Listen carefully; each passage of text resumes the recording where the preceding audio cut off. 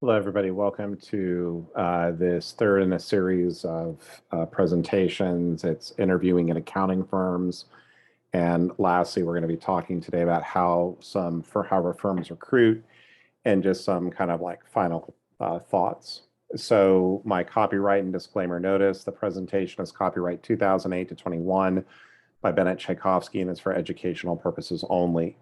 The opinions herein are those of the author only and not the author's employers, including but not limited to the South Orange County Community College District and Irvine Valley College. This presentation may contain references to third-party websites or materials.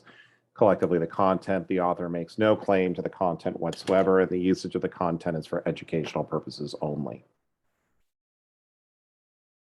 So this is part 3 about how accounting firms are set up, and we're going to talk a little bit more about recruitment.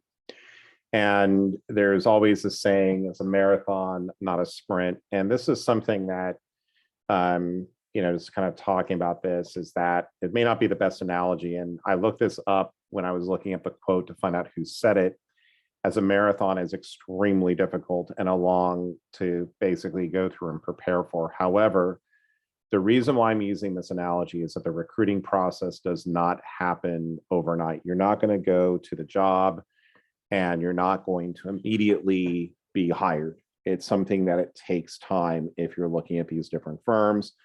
Why is this? Is that firms want to see you interact in different social situations as you're going to be representing them out at the clients, and they really want to make sure that you're positively representing the firm.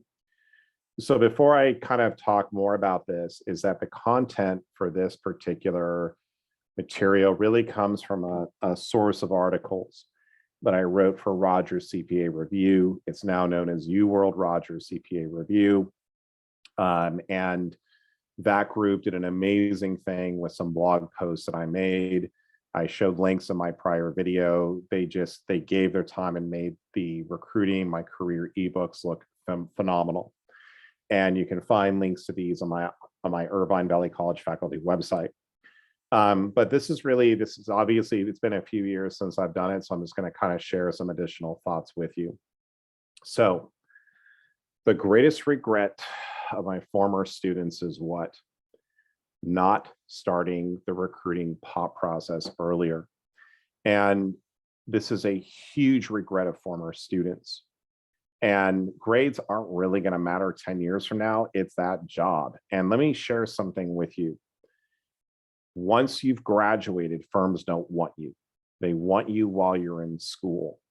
And it's kind of a weird dynamic, although we're now in a little bit of a different place because there is such a dire need for basically for individuals. So what I would say is that as you're going through and looking at this, it's really about like when you look at this, it's really about you want to be recruiting though while you're in school. Do not wait to recruit until you graduate. That is a huge mistake. And I've seen when I teach ethics, I have students who tell me that and I just go bananas. So it's not worth it. Okay, you have to make sure that you're recruiting now. It's so important. Some other things is that you're really interviewing the firms just as they're going to be interviewing you. So kind of think about it. You want to try to land at the best place you can for those 2 years or that year that you have to go through and work to get that necessary work experience. Other things too, you've got to join the Accounting Society or Beta Alpha Psi.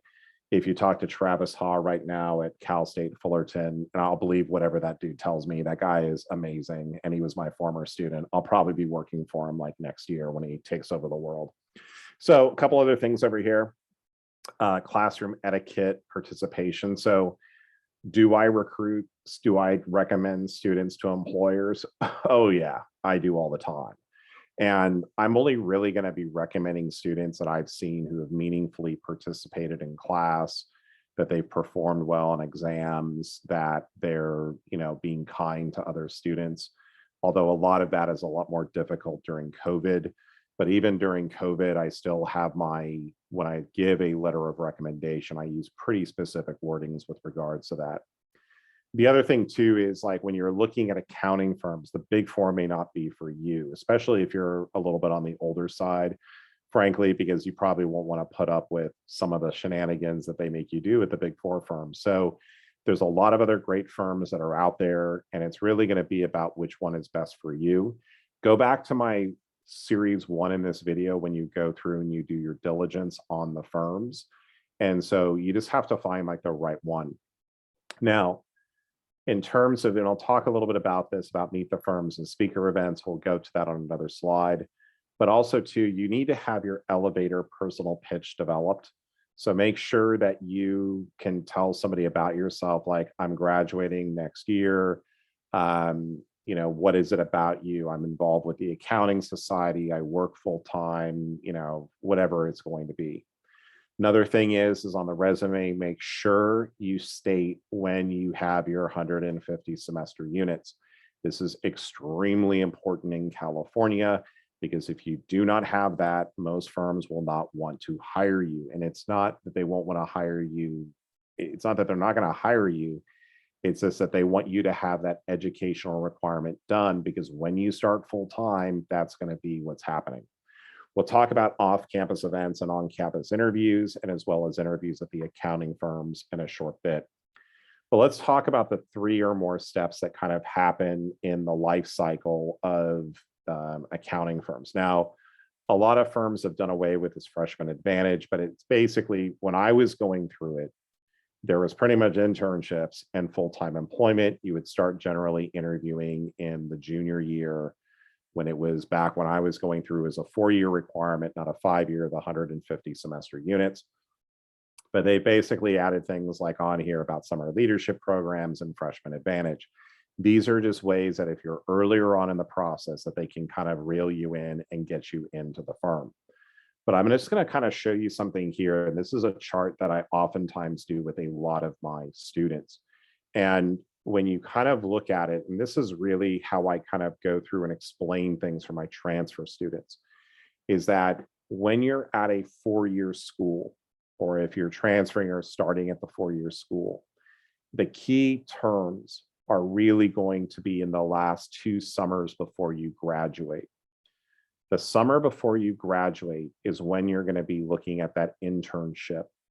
They will not give you an internship after you graduate. Why? Because the internship is a marketing tool.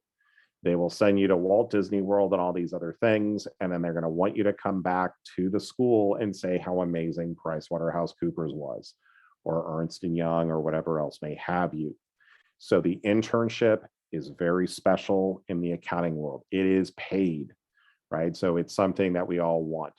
It doesn't necessarily have to be in summer. You will see internships that happen in spring, right? Or winter internships, right? So I've also seen internships turn into full-time, part-time positions. So there's a lot of different things that can happen. It really depends on how good is your working when you get to that firm. The summer before there is basically what we would call a summer leadership program. The summer leadership program is a 1 or 2 to 3 day event where you're brought into the SLP and they kind of interview you, and like you kind of hear about the firm, and they may give you an offer for an internship. So when you're looking at this, and some firms just don't do this anymore, there's also, they might do 2 internships, you know, every year in a row. It just depends. So you want to do your research on this.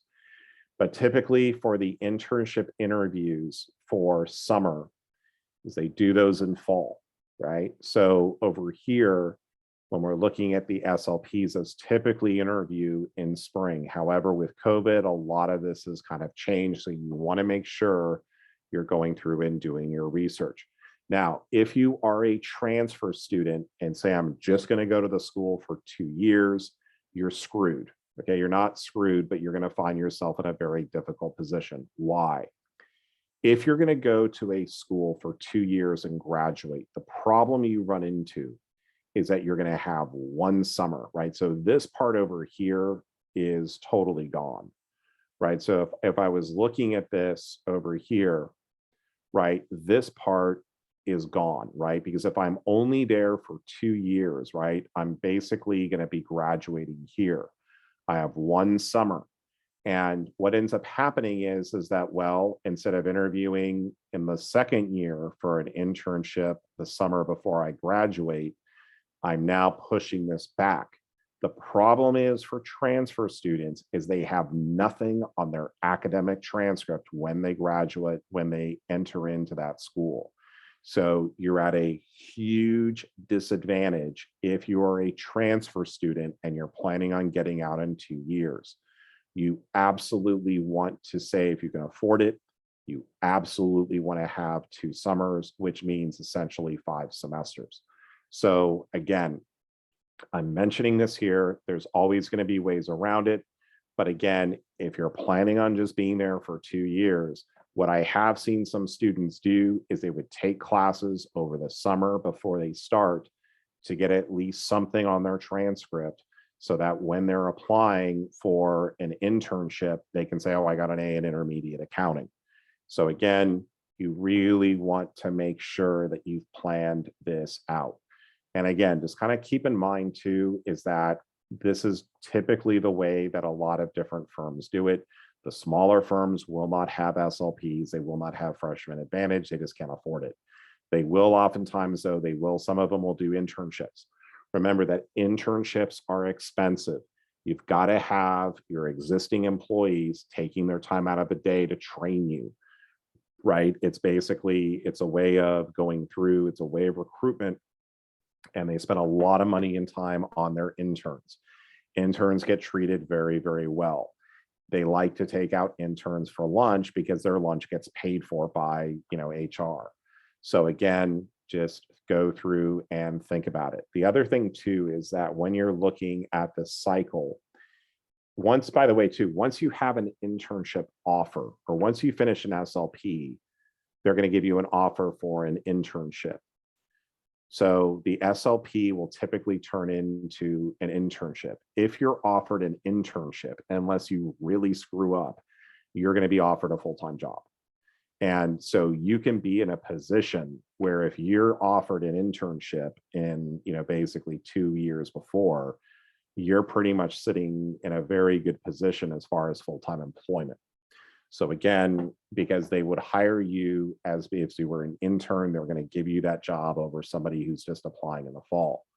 Now, if you miss these opportunities, right, you're basically the full-time employment is typically going to be in the fall before you graduate. Also over here, I have this time here before you start working is to pass the CPA exam. I cannot tell you how important that is. You want to get the exam out of the way. My other biggest regret that I have heard from students is not passing the CPA exam before they start work. Try to at least get 1 to 2 parts out of the way before you start. It's a very hard conversation I have with students who have not passed any parts of the exam, but have actually already done the 2 years of work. It's absolutely brutal. What's even more brutal is they start losing passing grades on certain parts of the test. Okay. So that's the general recruiting cycle. But again, chart it out. Make sure you know when you're going to get those 150 semester units. Plan it out, right? Look at how the firms go through and do it. You can do a lot of this research on your own. This is really a generalization, but hopefully in the back of your mind, what this is now saying is like, okay, I got to plan this out. When do I take accounting ethics, right? I teach it over the summer. I teach it every semester online.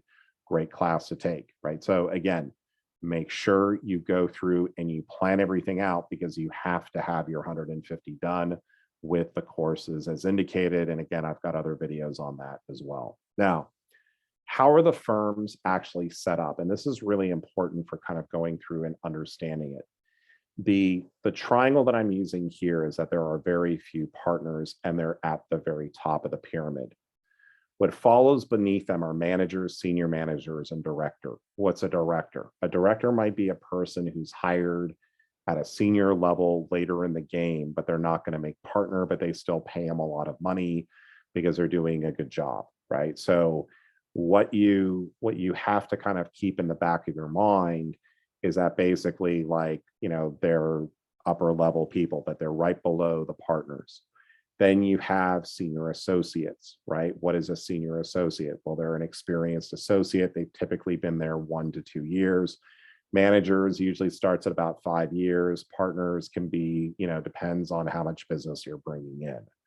But again, partners, managers, senior associates, and then you have associates. Right below the associates, you have the interns, but as I've seen before, they can sometimes be treated better than partners. So that's kind of the structure of the firm. It's few people managing the managers, senior associates, and associates. Being a manager, extremely stressful job, very, very stressful job. And a lot of, basically you're at the whim of the partner and it's brutal and you got to manage multiple jobs throughout the entire time. Now, when we look at the triangle in terms of the amount of client interaction, it actually gets reversed. And this is for audit, is that basically the associates will probably have the most time with the clients in the field. They also have the lowest billing rate. So they're going to be doing a lot of the grunt work. Then over here, you've got senior associates. What do? They're really supervising the associates. They're going to also be handling some of the more difficult areas on an audit engagement. Their billing rate is going to be obviously higher than those of the associates. Now, for the managers, they're going to be overseeing multiple engagements, right? So therefore, basically, you might have a couple managers that are reporting to a partner, but basically, they're going to be overseeing the seniors as well as the associates. So the manager is a very, very stressful job. Then you've got partners. Partners basically, well, you might say that, well, they're on the golf course, but if they're on that golf course, they're getting business. That's the job of the partner, is to basically go through and to get the business. They're also one of the last checks in terms of making sure that the audit is done correct. Note that you will sometimes hear different terms for partners: engagement partner, concurring partner, technical review partner. Look those up. They all have different definitions. And when you take an auditing class, you'll understand that a little bit better. So social media, I had a photo of Edna Mode and where she said, "No capes," right, from The Incredibles, right? So the thing I would share with you is that no booze. I had a student who shared with me, and this was a few years back, that he was at a Meet the Firms event, and this one student in the matter of an hour put down 5 whiskey sours. Don't do it. If you're at a firm event that's off campus, don't do something like that. Another thing too is that when you're at some of these meetings, if you're going to meet the firms, do not bring your resume. I don't care what the people say there. Just talk to the people. You're there to meet the people. You're there to basically make sure that you're getting along with them. I really would not bring your resume. It's like, what am I going to do with a cigarette that I'm holding in my hand? Like, what am I going to do with this vape pen? Like, what am I going to do with these resumes? Right? It just doesn't look good, right? If you're walking around Meet the Firms with a briefcase, it looks like you're going to serve somebody with a subpoena. Well, maybe you really should. But in any event, don't bring your resume. If somebody wants to see your resume, have it. And I think now that most of the firms, since I know Fullerton, I think they've uploaded to some portal, so they can access your resume there, but at least don't bring a physical copy. You want to talk just remember that whenever you're at any of these events, you're always interviewing. When you're in my class, you're interviewing. When you're wherever you are, but get the interviewer to talk about themselves. Don't do the talking. Let them talk about themselves. They love that. People love that stuff. So get them to talk about themselves, and then kind of basically while you're going through and doing that, try to see if you can kind of like ask them further questions about what they do. Right. And that's one thing that for myself, that whenever I meet anybody, I always want to learn about what they do or who they are, because if I have a conversation with somebody else in the future, I can actually might be able to bring up some kind of analogy from that. The other thing too is that this is really one of my former students who was at EY. She shared with me, she said, "Bennett, the one thing I've recognized with all the people here, they all have a passion. They're all passionate about something, right? And it might be a not-for-profit cause, it might be something, but they have a passion." And so that's really important, is that when you're going through and interviewing, that you show that passion. Like, what are you really interested in? What do you like doing? Okay, going to the other part over here is do your research on the firm. That goes back to my first video. You do not want to be asking questions like, what's the Big Four, right? And no, don't do it. right? Make sure you've done your research. Also, too, like after you talk with people, take a time to send them a note, say thank you so much for being here. Don't cyber stalk them, just give them a brief thank you. Send it to them on email. If you want to introduce yourself on LinkedIn, that's fine. Or when you say, how should I follow up with you? A lot of these things are just general etiquette. So I'm not going to, you can do your research on them in terms of how to go through and communicate, but just remember to say thank you. It's very important. Now, when you're going through and interviewing, okay, if you are 5 minutes early or late, my son's baseball coach, Bob Bennett, who did an amazing job for my son's Yale Bulldogs team back in, well, it was a few years ago now, but he was an amazing coach. And he was also a former Navy SEAL.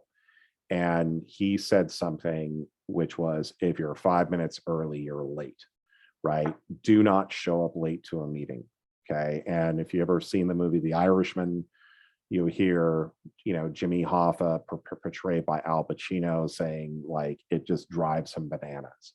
So do not show up late. Don't show up like 30 minutes early, right? So the thing I would tell you to do is that, like, if I'm going to Cal State Fullerton for an on-campus interview, you probably want to leave like 5 hours early because you're not going to find a parking space. I'm just kidding, but it's going to be pretty bad. So just make sure that you've planned it out, you have your suit, you've got your attire all planned out, that you're dressed appropriately, right? And so just be early, do not be late. I know students who have been banned from Meet the Firms because they missed an on-campus interview.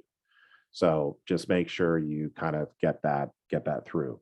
When you're at lunch, right, do not go through and say, oh, I'm going to be Kobayashi and do a personal eating contest, right? We're not going to do that, right? So don't chow it down. Take your time. When you're ordering something, be careful of food flying out of your mouth. Don't order the spaghetti, right? We want to be really careful. When you're squeezing the lemon into the iced tea, don't hold your hand over it, because yours truly hit a senior. His name was Bill Dow. Bill, I apologize. I hit him in the eye when he was a senior at Cooper's, and I was out in Vegas, and I totally regret that. So again, cover that lemon, very important to do. So on-campus interviews, again, be there on time. Video interviews, go online and look up how to do a video interview, right? Like, what's in the background? I mean, do you have something, is it like that film VHS where you have some like crazy ass stuff happening in the background? Do you have Squid Games? Like, what's happening? Are you playing red light, green light? I don't know. But in any event, you want to make sure that you're careful about what's in your background. What are you wearing? Are you wearing something appropriate? So just make sure that you're going through and, that you have that kind of in there. So again, thank you. I wish you the absolute best of luck as you're going through and interviewing with the firms. If you have questions or comments, please feel free to leave them below. Thank you for watching whatever time you may be. And I look forward to seeing you on the next video. Good luck getting that job and have a great one. Have a good one. Take care. Good night.